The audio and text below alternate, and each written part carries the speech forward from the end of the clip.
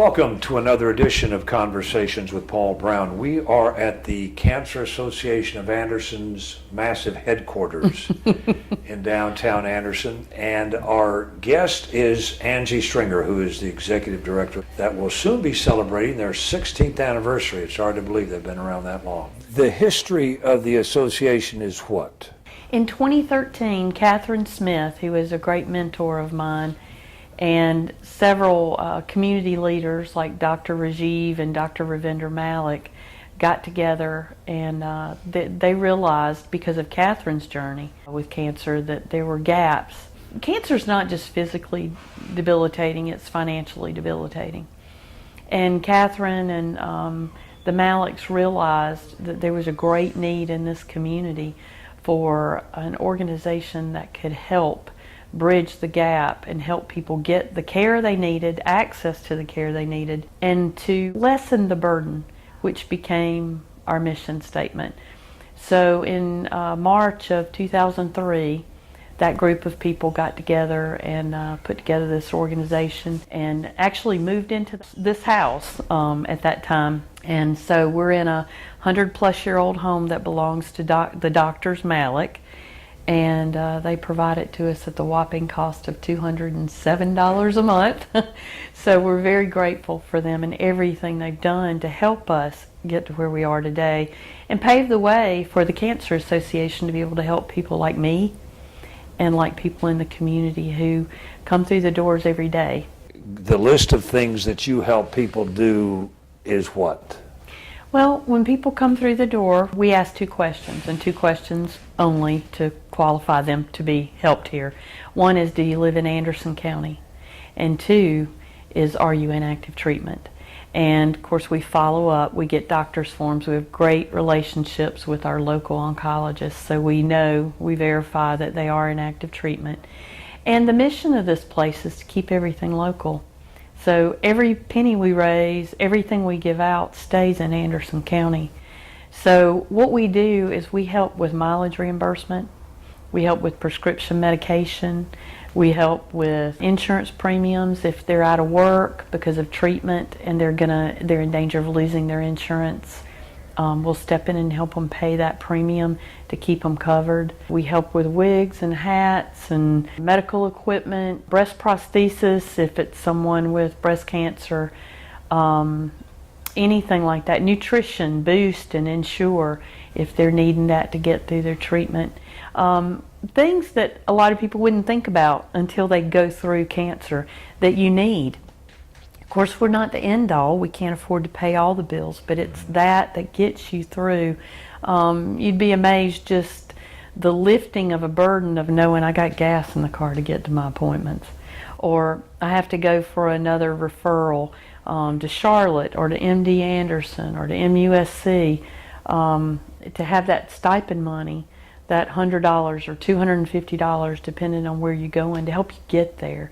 Be able to eat, be able to find somewhere to stay, and then the resources that we have that we can hook people up with, whether it's a place to stay when they're at MD Anderson or whether it's housing help or something. We reach out into the community for those things we don't provide and reach out to other organizations that provide those things to kind of be a bridge and to help patients, because cancer is overwhelming. Somebody to let cancer patients know they're not alone, someone's here with them, and we'll help them navigate the journey that they have to go through. Throughout the years, you have been able to come up with various means to raise support to make this organization continue. Tell me about the ones that most of us know about already. Well, we have our largest fundraiser every year is our annual Concert of Hope and Remembrance, and we do it at Boulevard Baptist Church. This year was almost a 70-person choir made up of a lot of cancer survivors like me,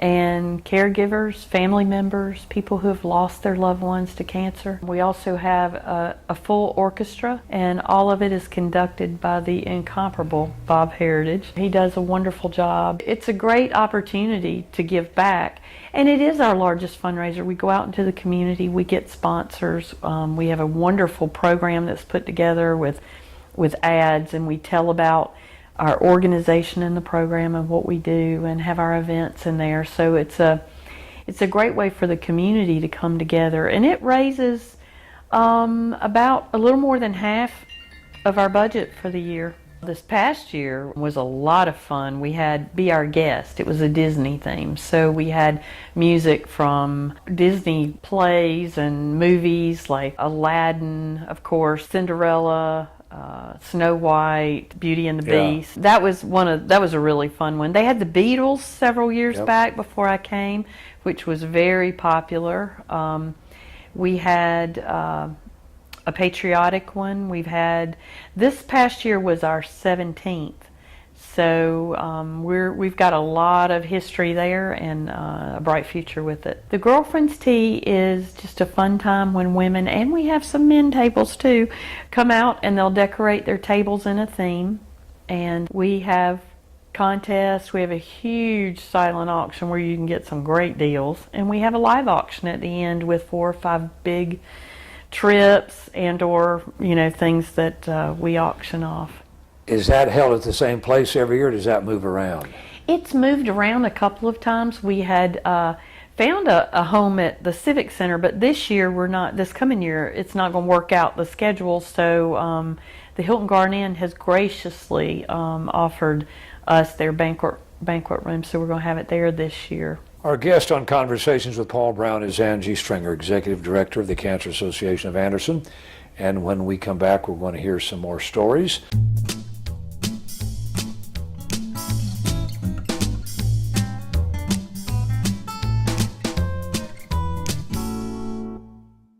In 2016, we helped 2,369 people.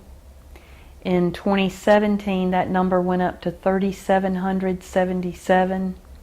And as of the end of October, we were already over 4,200. We're on target to probably be between 4,800 to 5,000 this year. It's been a tough year. We've had, I think it's a combination though, Paul, of people finding out about us. I go speak places and we have opportunities to talk in the community and to talk to churches to get the word out that we're here and that we're here to help. So I think it's a combination with the word getting out as well as an increase in the people who are being diagnosed. I will say that people are being diagnosed earlier, which is good.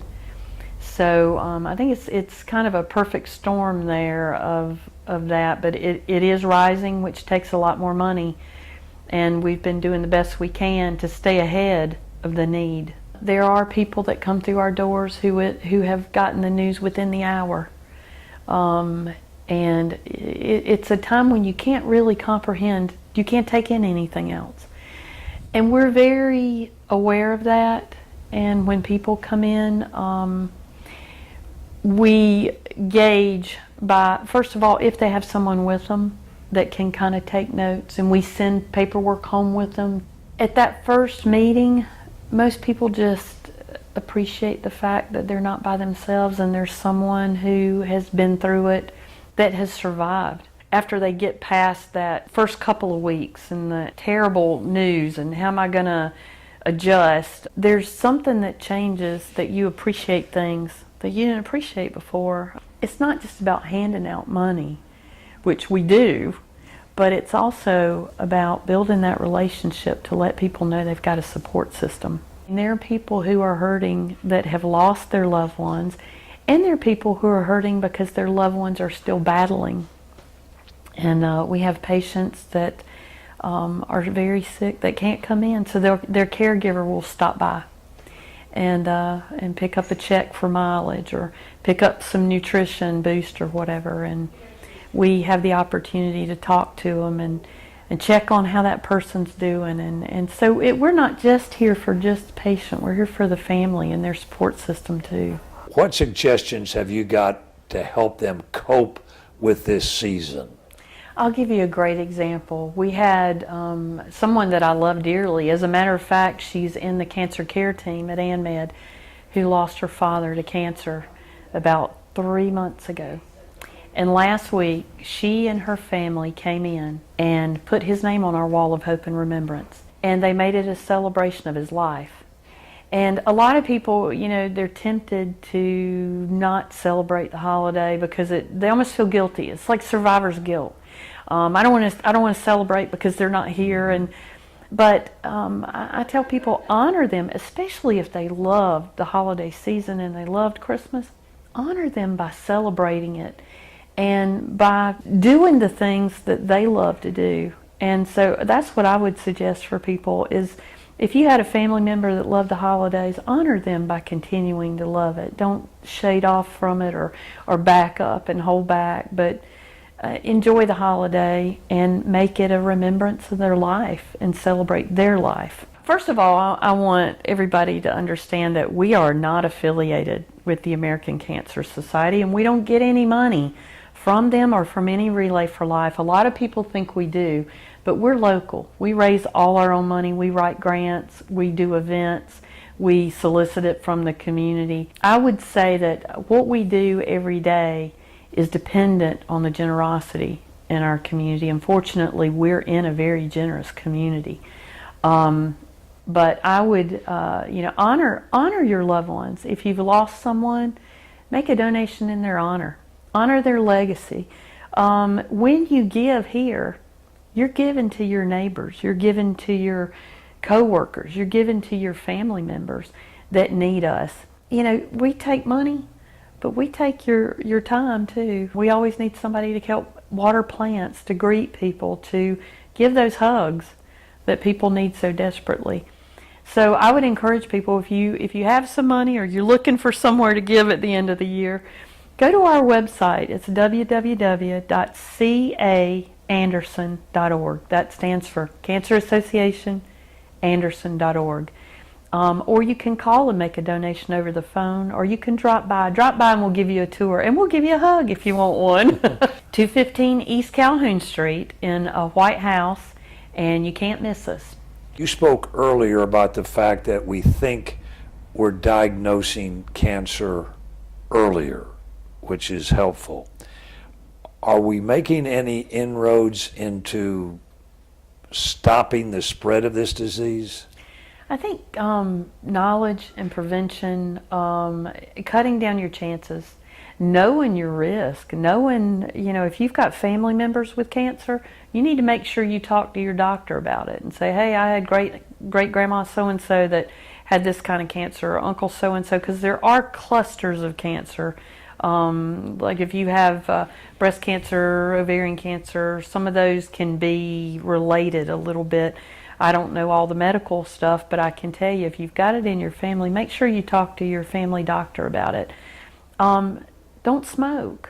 Smoking is definitely a cancer risk. Eat healthy. Being overweight raises your risk. Look at those risk factors and look at your family history and be aware. That's the best thing and the best advice that we could give to people, and that the medical community is giving out now, is just be aware of your risk factors and do the best you can to lessen your risk. In the 3 years that you have been here, in closing, what's been the biggest surprise about the job? People constantly surprise me, just the kindness and the love and the generosity, and it never ceases to amaze me. There are people that come through these doors every day that make an impression on my life. Their fight, their strength, their bravery to face every day. And cancer is a horrible thing, but during cancer, we have the opportunity here to see the strongest people and the best come out of people in the most horrible circumstances. So I think that's been the biggest surprise, is that I'm constantly amazed by the bravery and the kindness and the strength that people show in the face of adversity. Angie Swinger, Executive Director of the Cancer Association of Anderson, has shared her story with us. Thank you. Merry Christmas. Thank you, and Merry Christmas. Until next time, this is Paul Brown. Thank you for tuning in, and we'll see you next week. Take care, everybody.